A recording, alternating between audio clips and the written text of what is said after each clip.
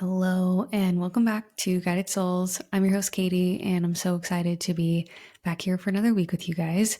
You can find me on YouTube and on TikTok at Guided Soul Katie, and I will also link that below in the show notes. This week is a continuation of last week's topic. So last week we started talking about all things crystals, and this week we are still talking about all things crystals because I have so much to say on the topic. And if you did not listen to last week's, make sure you go and check that out.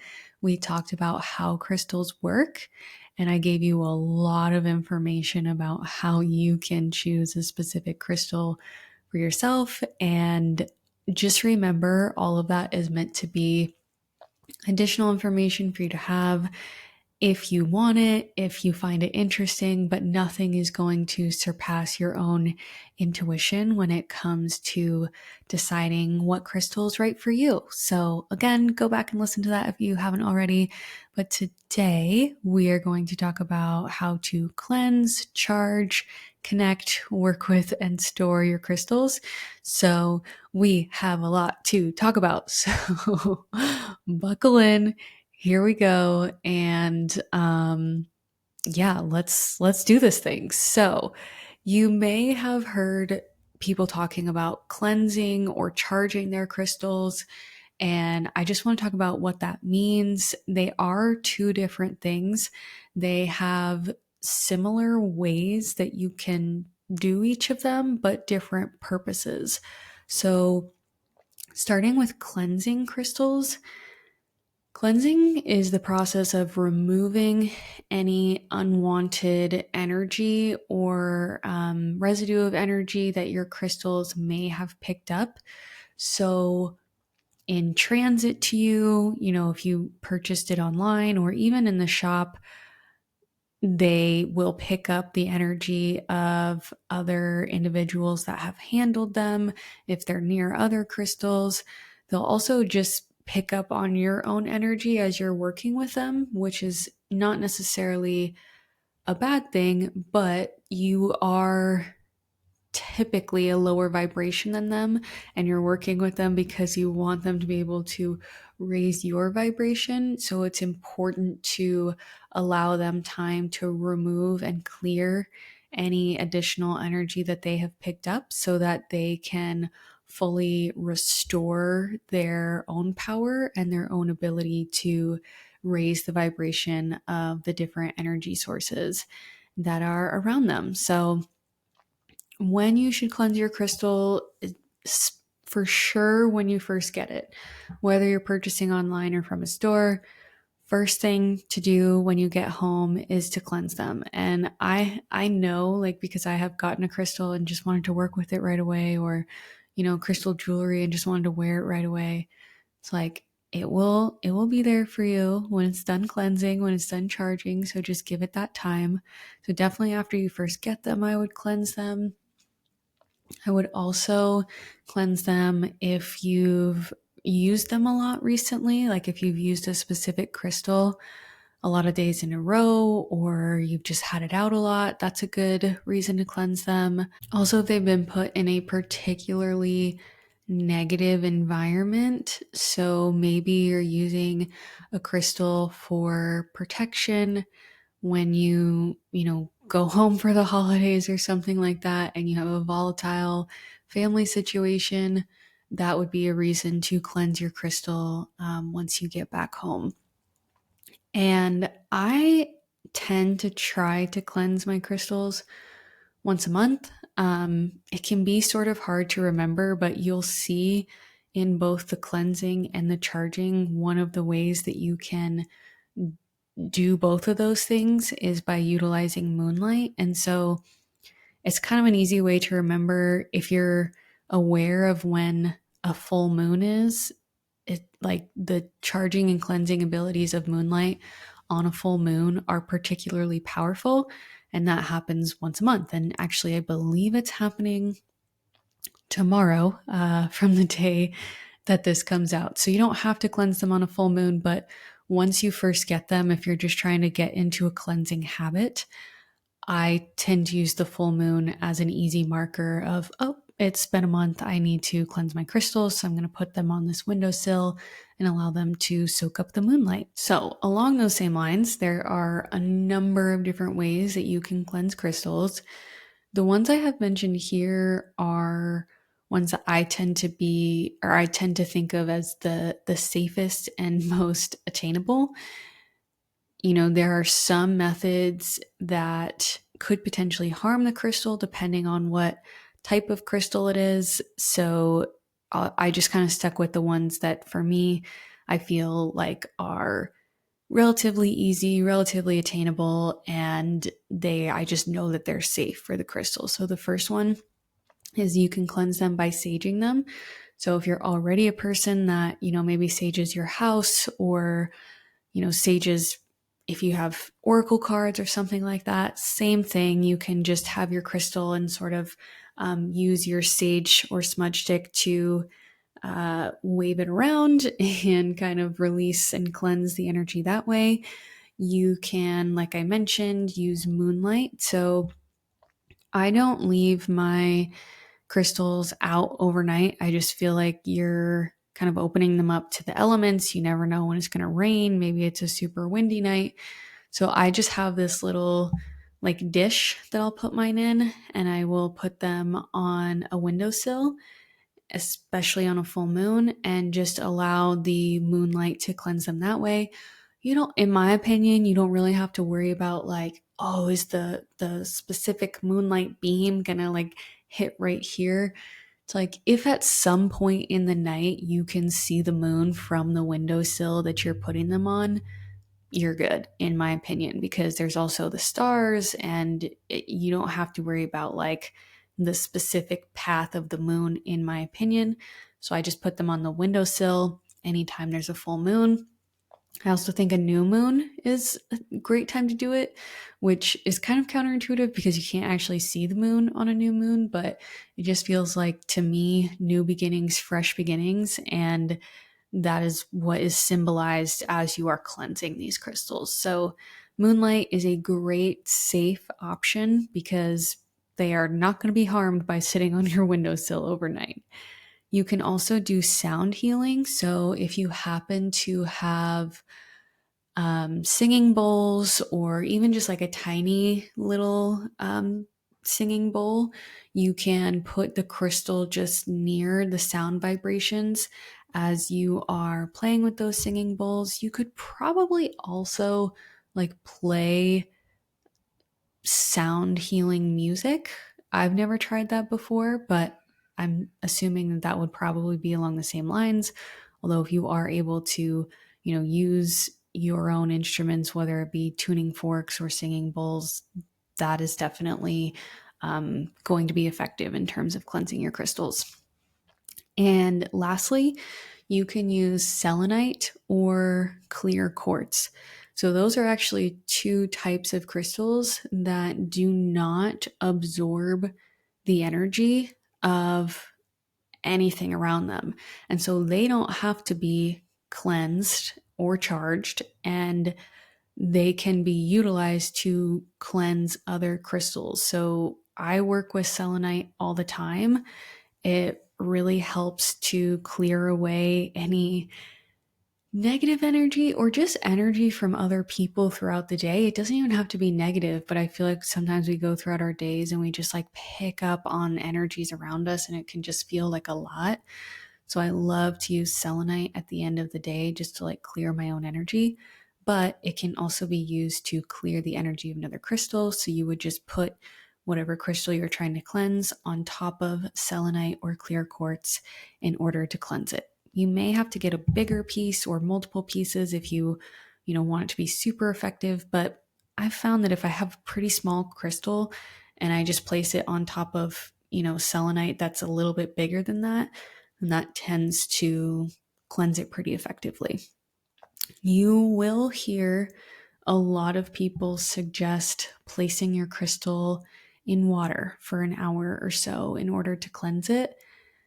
Depending on the crystal, this can be an effective method. However, there are several crystals, such as, I believe selenite actually is one of the softer crystals, opal.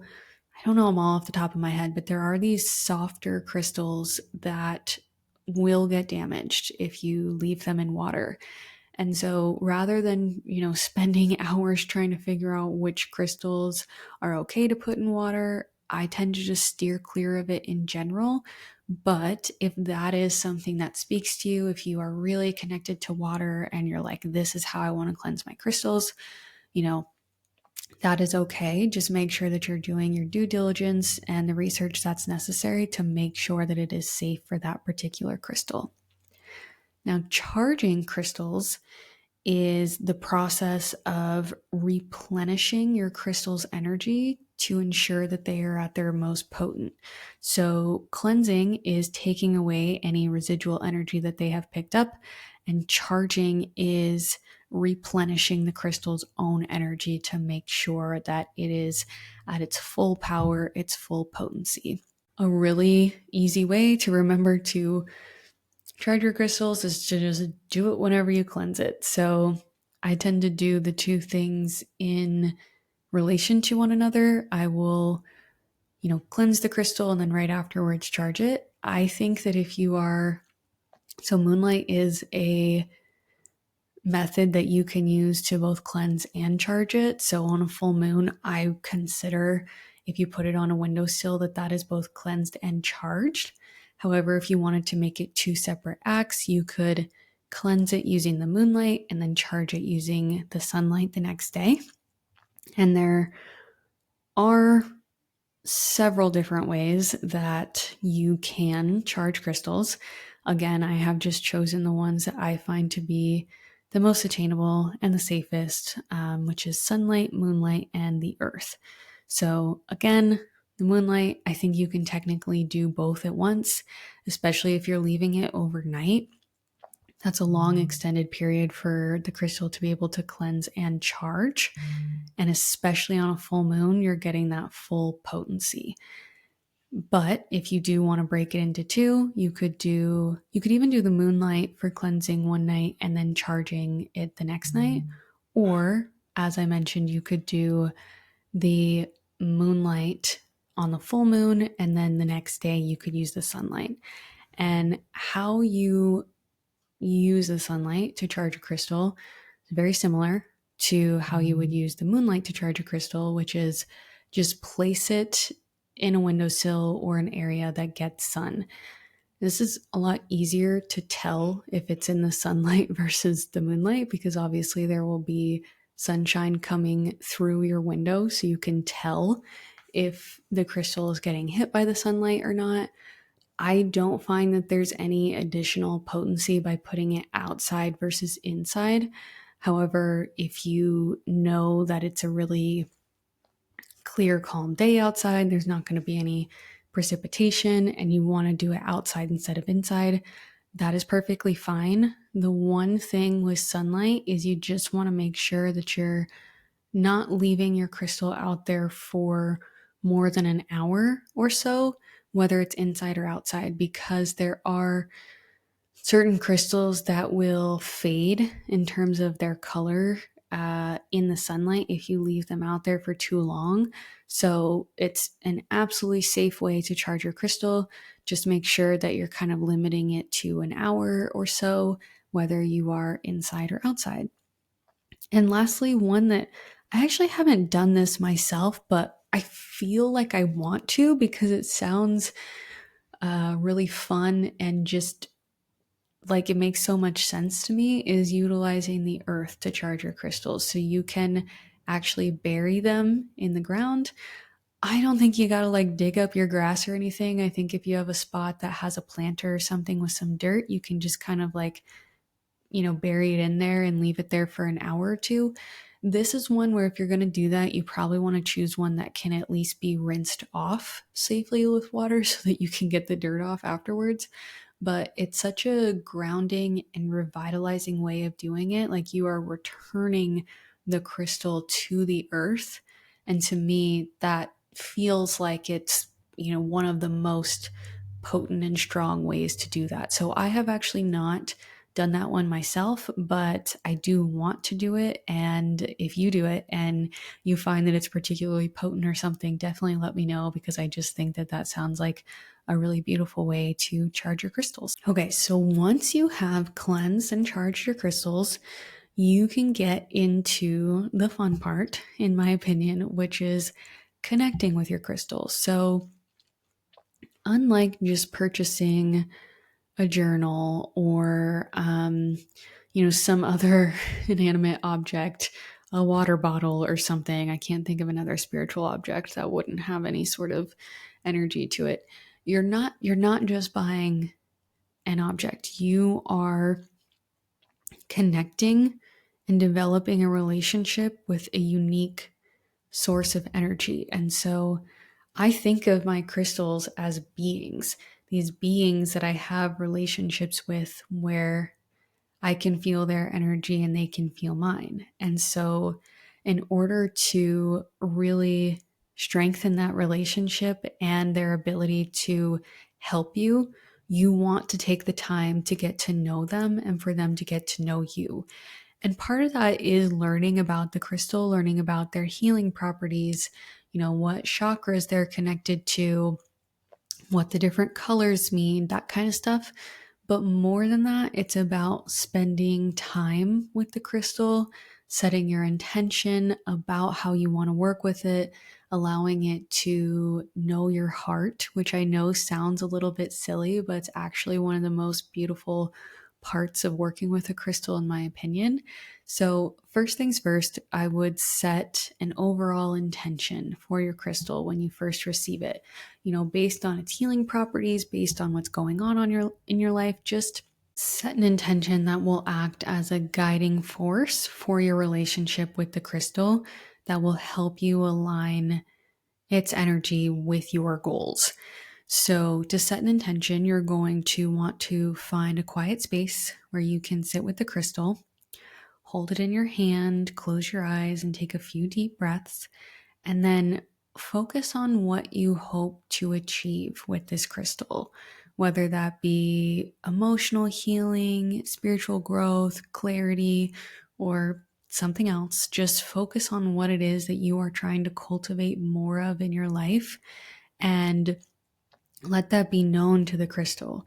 Now, you're going to want to choose an intention that aligns with this crystal's healing power. So for selenite, my intention is that it will help me to cleanse my energy, and it will help me to protect and ward off negative energies from entering into my life. Those are two goals that I strive to work towards every day. I find that I'm really susceptible to other people's energies, as I'm sure many people who are listening to this podcast are. And so setting that intention really helps my selenite crystal to align its energy with my goals of wanting to clear myself of residual energy from other people and protect myself from negative energies coming into my life. You then want to speak your intention aloud or silently in your mind to the crystal, which will allow the crystal to absorb your energy. So just let it be known. You don't have to say it out loud. Sometimes I think it's kind of fun to just whisper it to the crystal, especially if you're by yourself, but you don't have to if that feels a little bit too out there for you. Just make sure that you are communicating to it somehow what you would like the intention of the crystal to be. And then the second part of connecting with your crystal, which I really love, is just allowing it to know your heart. So you are getting to know your crystal and its energy, but you also have to allow it to get to know you. If you think of other individuals in your life that you want them to help you in a certain way, say you want a therapist to help you. Okay, you're gonna have to tell the therapist about your life in order for them to be able to help you. And so similarly, with a crystal, I'm not saying you have to tell them your whole life story, but just take a moment and think about the person that you are, think about your heart, think about what makes you you. And while you're holding the crystal, while you have your eyes closed, just try to communicate that feeling of who you are. It doesn't even have to be words. It's just giving them your energy, your heart, to let them know this is who I am. This is who you're working with. This is our relationship together. And they will start to kind of adopt their energy to be in line with yours in order to help you in the best way possible. So when we are entrained by crystals, which I talked about last week, we are raising our vibration in a way that then becomes synchronistic with the crystal. And so part of what they are doing is getting to know your energy so that they can sync up your energy with theirs. So the portion of allowing them to get to know you, in my opinion, is very important with that connection. And connecting with a new crystal is so special to me. I love doing it. I don't think it's something that should be rushed. It's not something that you have to put a lot of parameters around. Like, if what I just said doesn't feel right to you, but there's another way that you want to connect with a crystal, that's amazing. And I have no idea why I'm tearing up right now, but I think it's just like such a beautiful connection between a human and the crystal that they're choosing to work with. So however you want to do that, however feels right to you, I think it's such a beautiful journey, and I hope that you can enjoy it and honor it in the way that it's intended to be honored. Whew, okay, coming back. So after you cleanse, charge, and connect with your crystal for the first time, you are finally ready to get to work with your crystal. And there are so many different ways that you can work with crystals. I am not even going to begin to scratch the surface today, but I'm going to give you some of my favorite ways I connect with my crystals. So one of the most well-known and accessible methods for connecting with crystals is through meditation. So if you already have a meditation practice, maybe you meditate for 5 minutes in the morning, maybe you have a more extensive meditation practice, whatever it is, just add your crystal into that. So whether you want to hold it, whether you just want to place it near you, whether you want to place it on one of your chakras, just incorporate it into your existing meditation practice. And if you want, allow it to be a guiding principle for that meditation. So you probably actually don't want to include a crystal in your meditation practice if what you're meditating on has nothing to do with the crystal. However, if you are meditating and part of what you are meditating on is, cleansing your energy and protecting yourself from negative energies, then yes, by all means, hold selenite in your hands. Or if you are wanting to find more self-love and compassion for yourself, get that rose quartz. Have that in your hands as you are meditating, and maybe even place it on your heart chakra. There's a lot of different ways that you can do that, but it's a very simple, powerful, and potent way to work with crystals on a regular basis. Similar to setting an intention for your overall relationship with your crystal, you can also utilize crystals for affirmations and manifestations, things that you're trying to call into your life. And it doesn't have to be presiding over your entire relationship with that crystal. Like, taking rose quartz, for example, if you are going through a period of time where romantic love is really hard for you, maybe you're going through a hard time in your relationship, you can use rose quartz to come up with some sort of affirmation that feels right to you for this specific period of your life, and then kind of repeat that while you are holding the crystal. And it won't necessarily be for your entire relationship with that crystal, but it can help you to be very intentional and call in specific energies into your life for that certain time period of your life. Crystals can also be used for both physical and emotional healing. I'm going to be totally honest, I am not a knowledgeable person when it comes to the physical ailments that crystals can help bring into balance. I think that's definitely something that someone who is an energy healer or into Reiki or something like that would be more knowledgeable on. However, I do know that you can place crystals on specific chakras to help cure and relieve some physical symptoms of pain or discomfort when you place a crystal in that area. So I'm not the expert when it comes to that, but just know that that's an option. And how you would do that is just looking at what chakra your crystal is connected to. So if your crystal is connected to your throat chakra and you have a sore throat, I think you can place it on your throat while you're meditating. Just know that that is an option that is available to you.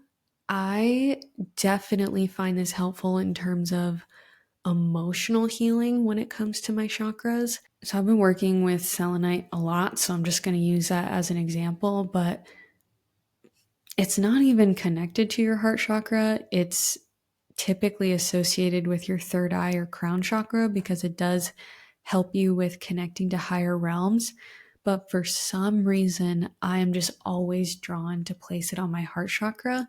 And I think it's partly because I do absorb a lot of people's energies and emotions, and those tend to go straight to my heart. And so, even though it's not necessarily known for connecting with that chakra, every time I pick it up, there's a part of me that just without even thinking about it, puts it on my heart chakra. So that's another thing that you can use it for. If there's a specific chakra that feels out of balance, try placing a crystal that's either associated with that or that just feels right to you, that your intuition is just telling you, hey, place, this specific crystal on your third eye chakra. Just go with it. There's a reason for it and see what happens. I love incorporating crystals into my daily routine. So I do a morning and evening reflection every day, typically centered around gratitude, but also just kind of any thoughts that I'm having to start the day. I like to pull an oracle card or two. And so it's just been a really natural addition to add a crystal into that practice as well. If you have multiple crystals, you can, think about what type of energy you're trying to cultivate for that day and utilize that crystal in your practice. Or if you just have one crystal that you're working with, you can just use it to help you whenever it feels right in your morning or evening meditations. You're probably going to want to stay away from really big amplifying crystals in the evening. So like I mentioned, I have moldavite, and I tend not to use that one at night just because it has so much energy and I love it for that. But it's definitely more of a daytime energy crystal in my opinion. So just something to keep in mind. And you can also carry a crystal in your pocket, wear it as jewelry, have it out on your desk. Just having it being in physical proximity to you is helping you in order to raise your vibrations, and it's also helping that crystal get to know you better. So the more time that you spend with it, the faster your relationship and connection is going to grow and form. And lastly, just want to touch on how to store your crystals, because this is something that I was not aware of. These are just tips that help them maintain their energy and also protect them from damage. So definitely consider using soft materials and lining to place your crystals on. If you're going to put them in a bag or in like a little box or something, just make sure that it's lined with some sort of soft fabric. I tend to use velvet, silk, satin, or soft cotton. I have these little just like satin pouches that I like to keep mine in. And these are also helpful because I can keep them separate too. Sometimes when you have them all like touching in the same container, or if they're not on some sort of soft fabric, it can cause damage, scratches, chips.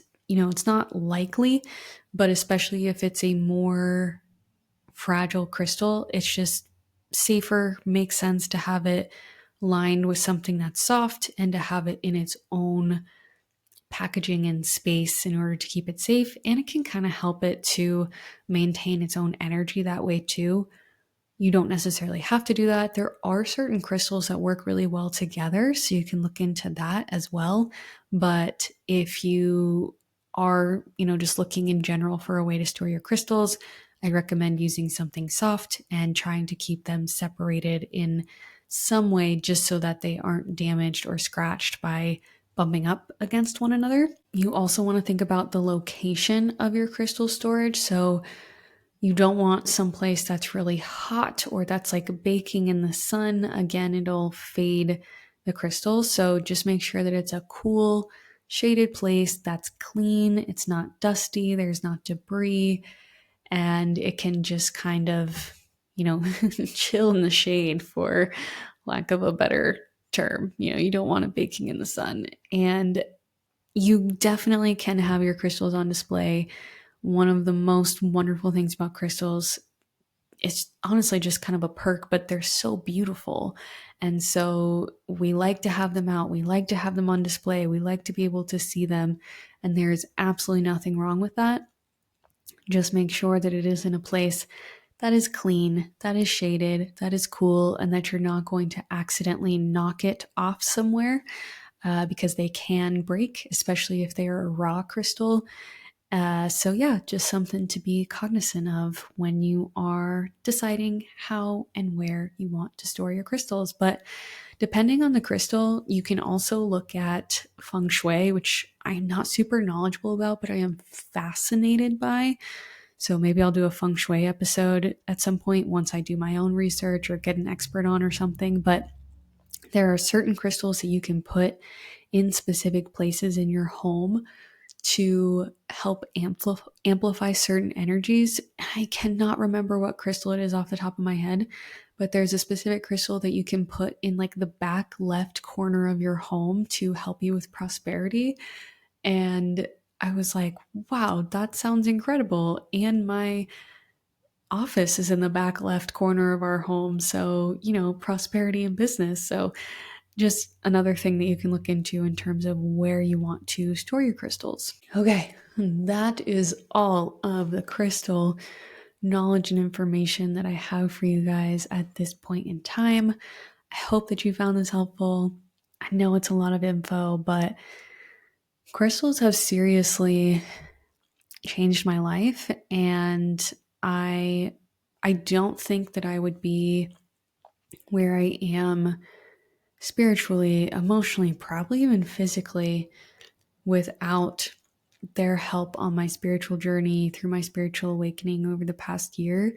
So I just wanted to be able to share that with you guys, to shout it from the rooftops. If you're not already a crystal girly or a crystal guy and you don't know where to start, hopefully this gave you some ideas and you can just dip your toe in the water. You don't have to go out and buy some crazy crystal collection. Just find one that resonates with you, that sounds like something that you want to try, and just try it and see what happens. That's the beauty of crystals. You can just try it. It's really low stakes, and I think you'll be pleasantly surprised by the outcome. So thank you so much for being here with me today. It truly means so much to me. If you haven't already, please make sure to rate, review, and subscribe. You can do that in Apple Podcasts or in Spotify, and it really helps me out when people are looking for new podcasts, because they'll see, oh, this podcast has, X amount of ratings and they're all 5 stars. Don't give me less than 5 stars, please. But that helps just attract new listeners. And if you really enjoyed this episode and you want to share it with a friend, that would mean so much to me. You can also make it your Instagram story, whatever floats your boat. But regardless, thank you for being here. I'm so appreciative of you.